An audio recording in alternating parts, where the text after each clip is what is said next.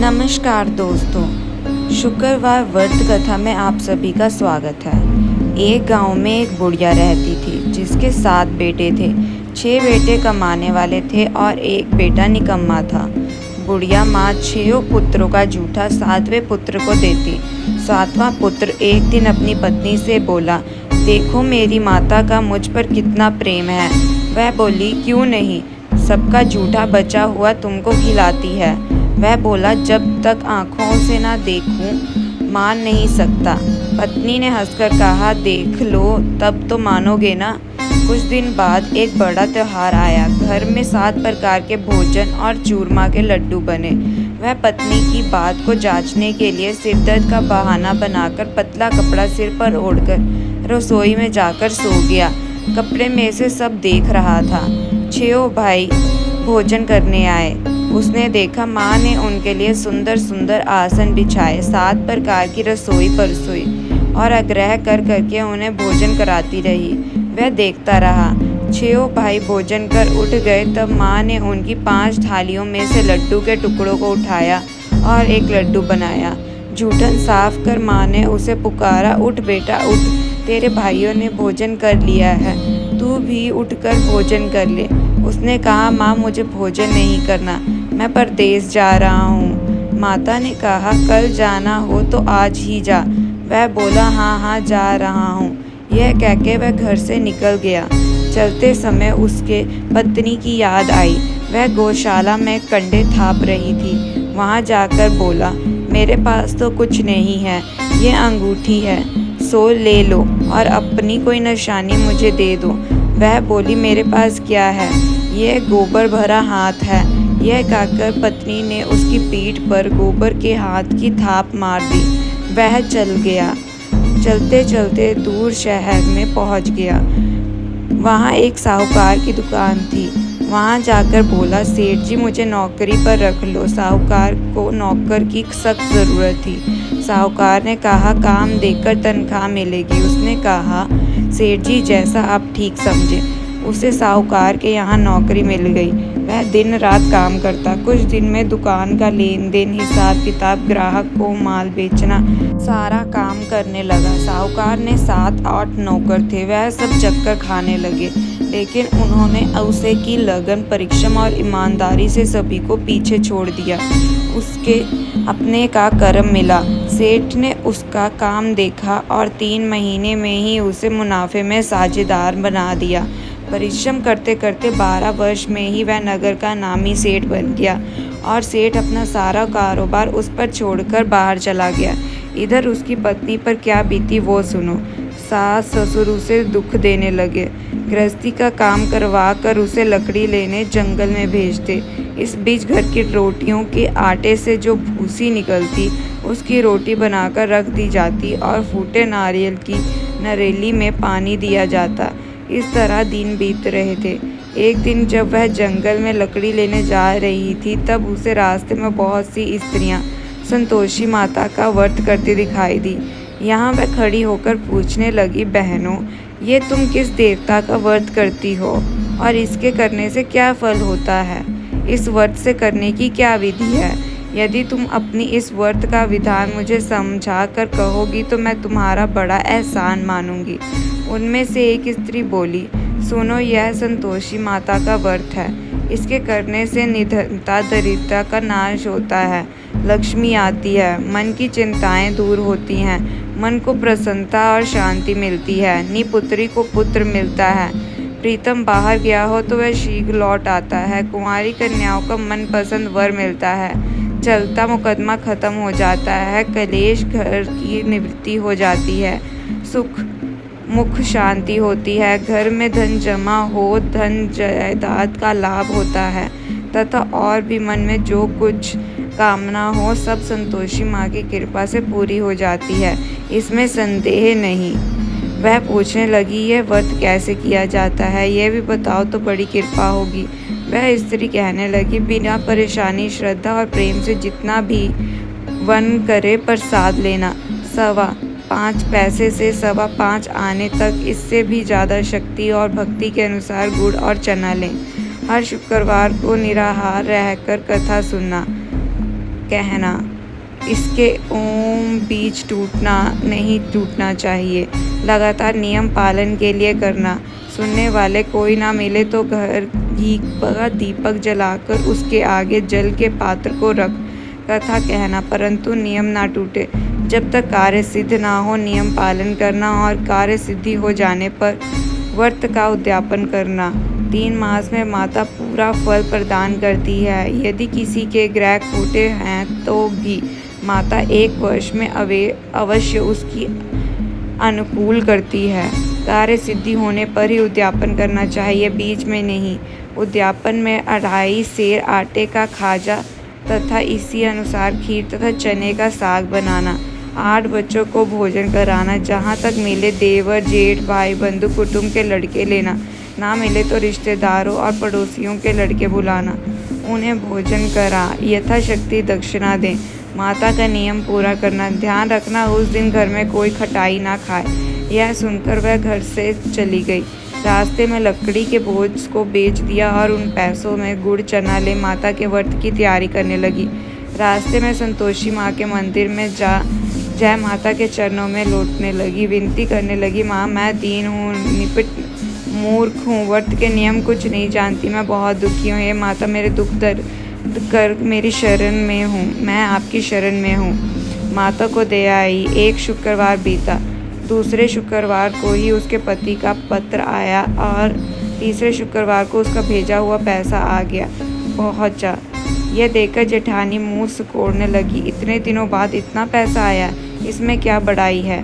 लड़के ताने देने लगे। काकी के पास अब पात्र आने लगे, रुपया आने लगा। अब तो काकी की खातिर बढ़ेगी, अब तो काकी बुलाने से भी नहीं बोलेगी। बेचारी सरलता से कहती, भैया पत्र आए रुपये आए तो हम सबके लिए ही अच्छा है। ऐसा करके आंखों में आंसू भर के संतोषी माँ के मंदिर में जाकर मातेश्वरी के चरणों में गिरकर रोने लगी। माँ मैंने तुमसे पैसा नहीं मांगा, मुझे पैसे से क्या काम, मुझे तो मेरे सुहाग से काम है, मैं तो अपने स्वामी के दर्शन और सेवा मांगती। तो माता ने प्रसन्न होकर कहा, जा बेटी तेरा स्वामी जल्द ही आएगा। यह सुनकर खुशी से बावली हो वह घर आकर काम करने लगी। संतोषी माँ विचार करने लगी, इस भोली पुत्री से मैंने तो कह दिया है कि तेरा पति शीघ्र आएगा, पर आएगा कहाँ से, वह तो इसे स्वप्न में भी याद नहीं करता।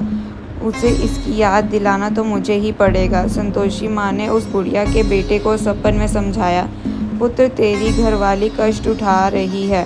यह बोला, हाँ माता यह तो मुझे भी मालूम है, परंतु क्या करूँ, वहाँ कैसे जाऊँ, परदेश की बात है, लेन देन का सारा हिसाब किताब है, कोई जाने का रास्ता नज़र नहीं आता। आप ही कोई रास्ता दिखाएं कि मैं वहाँ कैसे जाऊँ। माँ कहने लगी, सवेरे नहा धोकर संतोषी माता का नाम ले, घी का दीपक जला दंडवत कर और दुकान पर बैठ जाना। देखते ही देखते तेरा लेन देन चुक जाएगा, जमा माल बिक जाएगा, सांझ होते होते धन का ढेर लग जाएगा। वह अगले दिन सुबह जल्दी उठा। उसने अपने मित्र बंधुओं परिचितों से स्वप्न में माता द्वारा कही गई बात सुनाई। वह सब उसकी बात सुनकर उसकी खिल्ली उड़ाने लगे। वह कहने लगी कि यदि कभी सपने की बात भी सच्ची होती है। एक बूढ़ा व्यक्ति बहुत समझदार था। वह बोला, देखो भाई मेरी बात मानो, इस तरह साँच या झूठ कहने के बदले देवता ने जैसा कहा है वैसे ही करना, तेरा क्या जाता है।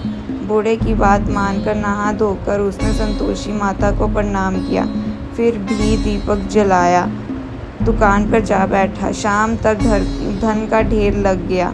वह हैरान हुआ, मन में संतोषी माँ का नाम ले प्रसन्न हो घर जाने के वास्ते गहना कपड़ा व सामान खरीदने लगा। सब काम से निपट अपने घर को रवाना हुआ। उधर उसकी पत्नी जंगल में लकड़ी लेने गई। लौटते वक्त थक जाने के कारण संतोषी माँ के मंदिर पर विश्राम करने बैठ गई। यह तो उसका रुक जाने का स्थान था। धूल उड़ती देख उसके माता पूछा, हे माता ये धूल कैसे उड़ रही है। माँ ने कहा, हे पुत्री तेरा पति आ रहा है, अब तू ऐसा कर, लकड़ियों के 3 बोझ बना, एक नदी के किनारे रख, दूसरा मंदिर पर और तीसरा अपने सिर पर रख। तेरे पति को लकड़ी का गड्ढा देखकर मोह पैदा होगा, वह यहाँ रुकेगा, नाश्ता पानी बनाकर खाकर माता से मिलने जाएगा। तू लकड़ी का बोझ उठाकर जाना और बीच चौक में गड्ढा डालकर 3 आवाज़ जोर से लगाना। लो ससुजी लकड़ी का गट्ठा लो, भूसी की रोटी दो, नारियल के खोपड़े में पानी दो, आज कौन मेहमान आया है। संतोषी माँ की बात सुनकर वह बहुत अच्छा माँ कहकर प्रसन्न मन से लकड़ियों के 3 बोझ बना लाई।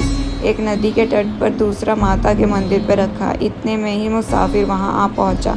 सूखी लकड़ी देख उसकी इच्छा हुई कि अब यहीं विश्राम कर लें और भोजन खा पीकर गांव चले।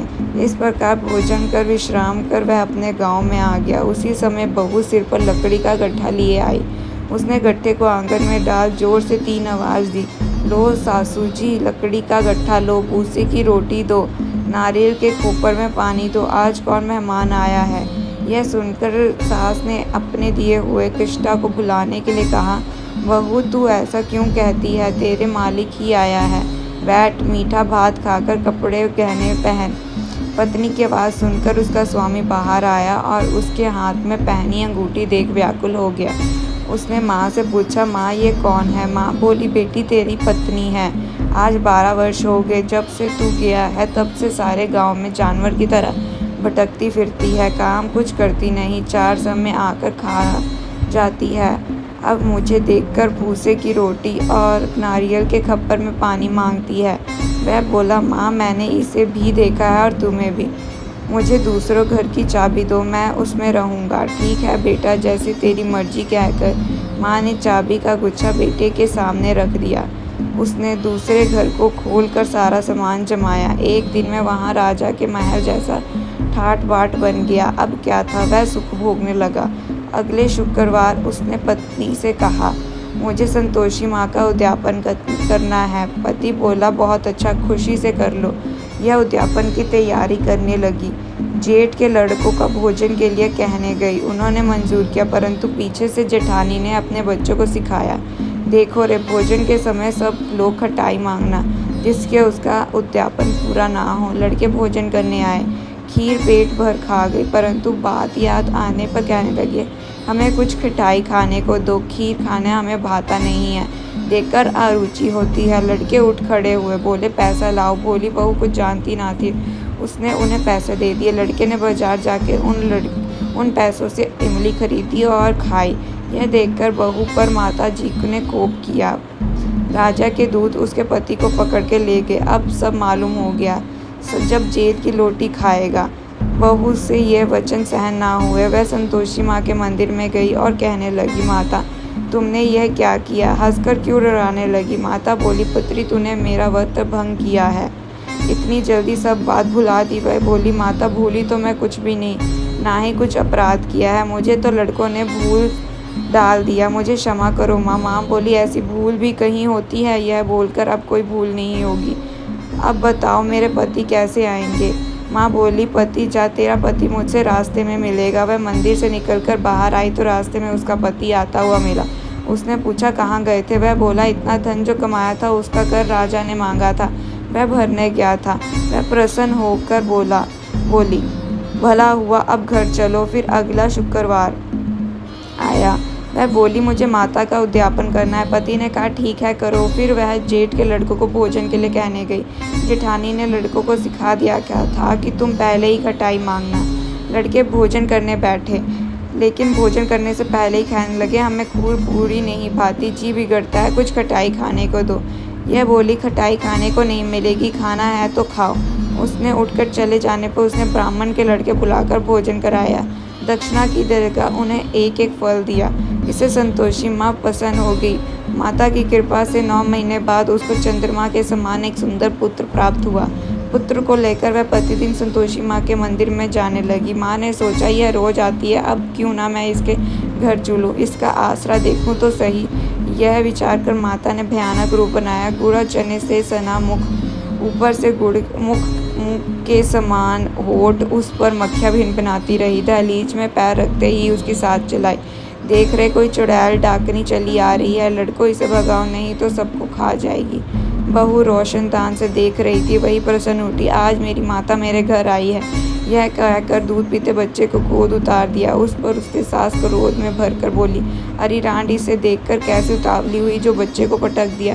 इतने में माँ के प्रताप से जहाँ देखो वहाँ लड़के ही लड़के नजर आने लगे। वह बोली, माँ मैं जिसका व्रत करती हूँ यह वही संतोषी माँ है। इतना कहकर उसने झट से घर के सारे किवाड़ खोल दिया। सबने माता के चरण पकड़ लिया और विनती करने लगी, हे माता, हम मूर्ख हैं, अज्ञानी हैं, तुम्हारे व्रत की विधि हम नहीं जानते।